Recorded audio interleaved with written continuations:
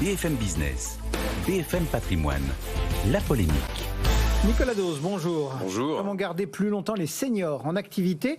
C'est une des questions centrales liées à la réforme des retraites. Le ministre du Travail, Olivier Dussopt, évoque les pistes envisagées. Quelles sont-elles? Alors du côté des travailleurs qui s'approchent de la retraite, il y a plusieurs idées qui circulent, dont pas mal existent déjà. L'une d'elles consisterait à permettre de cumuler un salaire, souvent plus bas que le précédent, mais avec des indemnités chômage pour réussir à garder le même niveau de revenu. Ensuite, il y aurait l'histoire de favoriser la retraite progressive. La retraite progressive, ça peut s'apparenter à du temps partiel choisi, c'est-à-dire qu'une partie de la pension de retraite est versée et elle vient compléter le salaire, mais toutes les périodes de travail servent à continuer à accumuler des trimestres. Et puis sinon, il y a incité le cumul emploi-retraite. Alors ça, c'est pour les gens qui sont à la retraite et qui décident de continuer à travailler par désir de travailler, mais aussi pour gagner plus. Du côté des employeurs, c'est là où il y a des choses un petit peu plus neuves. Peut-être une incitation à essayer de garder les plus anciens dans l'entreprise en accordant des exonérations de cotisations sociales. C'est l'arme magique l'arme magique, ça fait depuis les années 90 qu'on fait des baisses de cotisations pour essayer de créer de l'incitation. Le problème, c'est qu'il faut quand même financer la protection sociale. On peut exonérer des cotisations au SMIC, exonérer des cotisations pour les jeunes, exonérer des cotisations pour les vieux. Il y a un moment, le système qu'on a mis en place, si on veut qu'il soit financé, ça connaît quand même des limites. Après, on parle aussi de renforcer les droits à la formation. Là, il y a une idée qui n'est pas complètement débile. Effectivement, dire qu'il y a 35 ou 40% des fonds de la formation qui vont obligatoirement à des plus de 45 ans, ou des plus de 47, enfin voilà. Parce que c'est pas le cas aujourd'hui, il n'y a pas de contrainte. Et on se rend compte qu'effectivement, passé un certain âge, les gens sont plus formés, et donc ne sont pas éventuellement réorientés vers des métiers moins pénibles, dont l'employabilité peut quelquefois se dégrader, et peu d'efforts sont faits. Donc ce serait une piste de réforme. Et puis Olivier Dussopt parle aussi de la création d'un index de l'emploi des seniors, c'est-à-dire une sorte de vigie, un dispositif de veille mais contraignant, à l'image de ce que Muriel Pénicaud avait mis en place pour l'égalité homme-femme. Les résultats ne sont pas hyper convaincants. Enfin, c'est l'idée de se dire s'il y a de la discrimination par les sexes, il n'y a pas de raison qu'il y ait des discriminations par l'âge.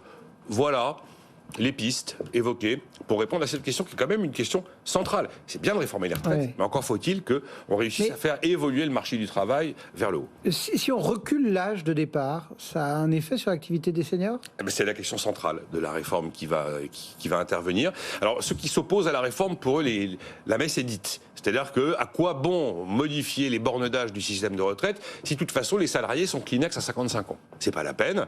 Et en plus, ça veut dire que de facto, et c'est vrai, de facto dans ces cas-là, ça veut dire que la pension est finalement revue à la baisse. C'est une baisse des pensions qui ne dit pas son nom. Et puis il y a ceux qui disent oui, cette réforme est nécessaire parce que l'histoire prouve que dès qu'on a décalé les bornes d'âge dans le temps, on a vu l'ensemble du marché du travail s'adapter aux nouvelles bornes d'âge. Cette nouvelle borne d'âge, un petit peu comme une cible d'anticipation d'inflation, eh bien c'est une cible d'anticipation de fin de carrière, d'âge de fin de carrière. Et donc la borne d'âge va créer un marqueur qui, à coup sûr, va tirer l'ensemble du marché de l'emploi. Dans la durée, bien sûr, c'est pas jour-nuit. Voilà un peu les deux positions par rapport à cette question. Rapidement, qui a raison? Les deux ont raison. Si les salariés sont Kleenex, effectivement, mais quand on observe ce qui s'est passé dans l'histoire, on a deux moments clés dans notre histoire de retraite où on a eu des gros mouvements sur la borne d'âge. Vous avez 1981, on passe de 65 à 60 ans. On voit le taux d'emploi des vieux s'écrouler littéralement parce qu'on avait reculé l'âge légal de départ. À partir du moment où il y a la réforme Fillon qui va nous conduire à 62 ans, on voit exactement l'inverse. On voit le taux d'emploi des 55-64 ans qui augmente. En 2000, on est à 30% de taux d'emploi des 55-64 ans. Aujourd'hui, on est à 56% de taux d'emploi des 55-64 ans. Donc oui, il est clair qu'aujourd'hui, la borne d'âge a un effet sur l'âge réel de départ des plus anciens. Mais ça ne veut pas dire qu'on n'a pas un problème par rapport à ça. Parce que quand vous prenez les 60-64, on est à 35% de taux d'emploi. C'est beaucoup mieux qu'il y a quelques années, mais c'est quand même en dessous du niveau de l'Europe aujourd'hui. Alors, il est clair que c'est pas avec une mesure qu'on change tout.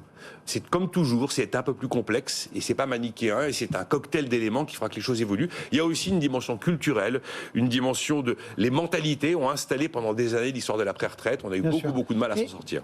Juste, enfin, vous commencez et presque vous terminez en disant bon, il n'y a pas grand-chose de nouveau, il n'y a pas de game changer comme on dit en bon français dans le texte. Ça veut dire que les pistes qui sont évoquées peuvent produire un effet? Alors, en fait, il y en a une dernière que j'ai gardée pour la fin, parce que c'est celle-là qui va provoquer d'ailleurs toutes les hostilités.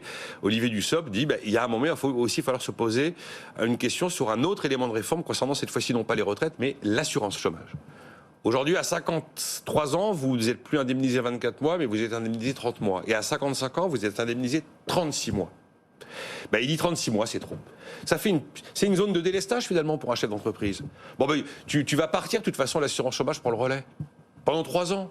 Donc c'est bon, en fait. L'idée, c'est qu'il faut éviter d'avoir presque une sorte d'effet d'aubaine qui, encore une fois, ne dit pas son nom.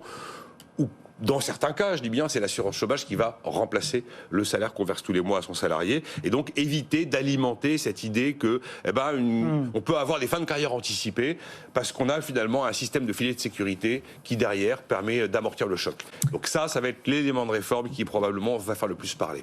Nicolas Dose, pour la polémique du jour, le marché parisien, il perd 1,05%.